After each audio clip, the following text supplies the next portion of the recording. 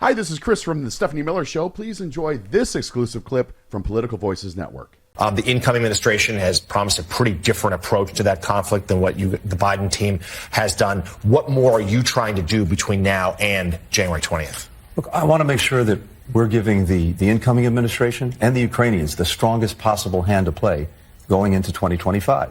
The Ukrainians have to make fundamental decisions about carrying on the fight or looking to negotiate and try to bring this to a ceasefire. The fundamental question is whether Russia is prepared to do that and to do that in good faith. But if it moves to that, we want to make sure that the Ukrainians and the Trump administration have the best hand to play to cut the strongest possible deal. Hi, Malcolm. That's War 101, right? As you tell the enemy what you're going to do in advance, correct? Yeah, but, don't worry about it, because if you tell the Trump transition team in Trump, that's just as good as telling Moscow itself. Oh, this is the middleman. This is an indication of the media over the next 4 years. Oh, dear God. Okay. I mean, so you speaking of Ukraine, you retweeted someone who said hard facts. Trump will not be able to stop the war against Ukraine. Trump will probably, I'm just paraphrasing here, Trump will probably ban the use of long-range missiles on Russian territory. Due to this, Russia will ramp up attacks against civilian targets and critical energy infrastructure. Ukraine can't rely on America's help anymore. Europe needs to step up. Russia will ramp up their sabotage and hybrid operations in the West. Russia is in a war economy while Europe sleeps. There is hope, but hope is not a strategy. Europe needs the political will to defend Ukraine in its own interests. Talk about that a little bit. Well, Europe is starting to ramp up, and this is one of the things that Donald Trump won't be able to get away with when he talks about disbanding NATO. He was saying that people were not paying.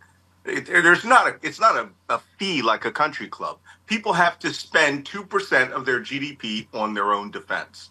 Well, now, because of Russia's invasion of Europe, some countries have gone up to 5 and 6% of their GDP. They now understand that they may have to fight a war with Russia without the United States, or the United States allied with Russia in terms of intelligence and material, or raising sanctions. And that's what Donald Trump has said he's going to do.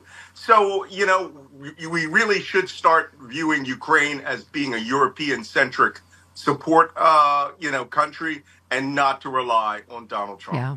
Sounds like the Ukrainians are getting, creative. A senior Russian general was killed by a bomb hidden in a scooter outside his apartment building. Hang on. A popular military blogger died when a statuette given to him at a party in St. Petersburg exploded. This got us some 007 stuff.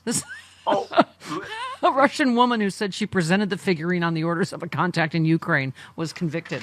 Yikes. Yeah, I'd hate to be the one to tell people this, but this has been going on for 3 years now. People, someone asked me yesterday, Sarah, the Ukrainians being assisted by the Mossad. No. Let me tell you, Ukrainian intelligence, I worked for them for my first 3 months when I was in Ukraine. They are very good at these games in their own region. The people who are really getting it, that you're not hearing about almost every day, are the collaborators who joined Russia's forces or joined the Russian government when they invaded these areas. And these were Ukrainians that were one day Ukrainian and then joined the Russian government. They're blown up with alarming regularity. Yeah. They just killed the head of a force in Donetsk the other day. Going deep into Russia and blowing stuff up is not hard for Ukraine because they were part of the Soviet Union. They have lots of contacts there. They have millions of people who support them. And Russia just cannot stop it. They don't have an army anymore.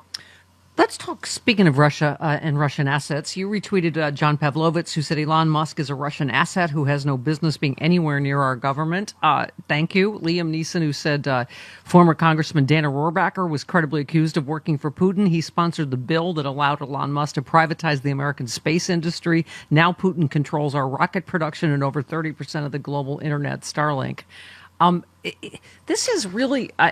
unprecedented. Although somebody tweeted that, Hitler had a guy like this too, some rich guy. Mm-hmm. Because I just am like, what? America didn't vote for this guy? Well, Steve Schmidt put it best when he said very clearly, America has gone into oligarchy. We are now being controlled by the billionaires. And we are, I just saw just a few minutes ago, someone was making a proposal that the Republican caucus should vote Elon Musk as the Speaker of the House. Oh God.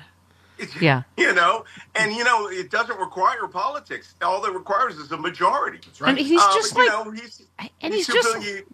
yeah, sorry, I was going to say, and he's just like Trump. He's just a bully. That I read his tweet yesterday about there's graveyards full of my enemies. And you said only a wild collection of half-eaten Hot Pockets, broken human emotion, and unused common decency fills the graveyards of Elon Musk's enemies. It's very true. In RIP, the Hot Pockets. That's how he got to where he was. Working with the PayPal mafia, and then he went out, used his billions to go out and buy companies that were actually doing the work. Elon Musk has invented nothing. And the only thing that he has going for him is that, like Pete Hegseth, his mom has to go on TV to talk about what a good boy he is. She's like every Disney villainess put together. What is up with her? Someone said that. She was like a mix between Cruella de Vil and some other character. Yeah. Yes. Oh, hi. I just finished, I'm going to say, an 11 billion mile bike ride. And thank God I happen to have this magic potion with me, ASEA, as seen on the Stephanie Miller Show. It helps my cells communicate better so that I can heal faster from overdoing because I'm lying about my age. I also use it on my face.